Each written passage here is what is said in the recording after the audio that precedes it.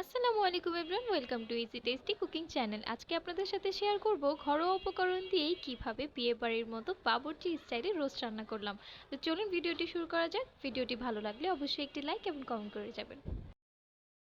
তো প্রথমেই আমি এখানে মুরগির পিসগুলোকে ভালো মতো ধুয়ে পরিষ্কার করে নিয়েছি, আর মুরগির পিসগুলোকে আমি মাঝখান দিয়ে একটু কেটে কেটে দিয়েছি যাতে মশলাগুলো ভেতরে ভালো মতো যায়। তো প্রথমে আমি এখানে স্বাদ মতো লবণ দিয়ে দিলাম এবং মরিচের গুঁড়ো দিয়ে এটাকে ভালো মতো মেখে ম্যারিনেশন করে রেখে দেবো কিছুক্ষণের জন্য।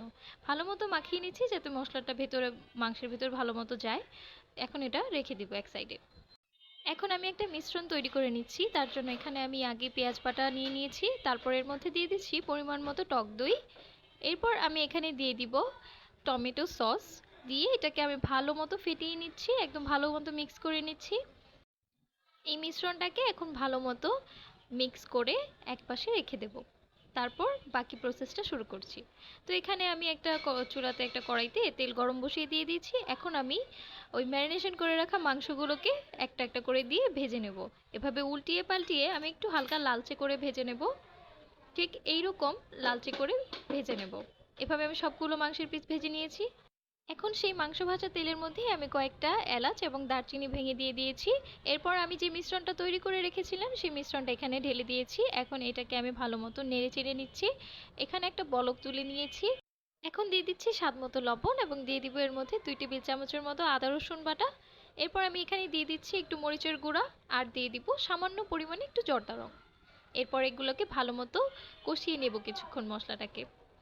তো মশলাটা কষানো হয়ে গেলে আমি এখানে ভেজে রাখা মাংসের পিসগুলো দিয়ে দিচ্ছি। মাংসের পিসগুলো দিয়ে এখন কিন্তু মশলাটার সঙ্গে মাংসটাকে ভালো মতো কষিয়ে নিতে হবে। তো এই তো কিছুক্ষণ মাংসটাকে আমি এভাবেই নেড়েচেড়ে কষিয়ে নিচ্ছি। তো কিছুক্ষণ পর আমার মাংসটা কষানো হয়ে গেলে আমি এর মধ্যে এখন দিয়ে দিচ্ছি গুঁড়া দুধ। একটু পানির সঙ্গে মিক্স করে আমি এখানে গুলিয়ে দিয়ে দিচ্ছি। আপনারা চাইলে লিকুইড দুধও ব্যবহার করতে পারেন। একটু নেড়েচেড়ে দিচ্ছি। চুলার আঁচটা কিন্তু মিডিয়ামে রেখেছি। একটা বলক চলে আসলে এখন এর মধ্যে আমি আরও কিছু মশলা অ্যাড করে দিব। এরপর এখন বলক চলে আসার পর আমি এর মধ্যে দিয়ে দিচ্ছি কয়েকটা কিশমিশ। এরপর আমি এখানে দিয়ে দিব ফালি করে রাখা কাঁচামরিচ। আপনারা আপনাদের টেস্ট অনুযায়ী ঝালটা কমিয়ে বাড়িয়ে নিতে পারেন।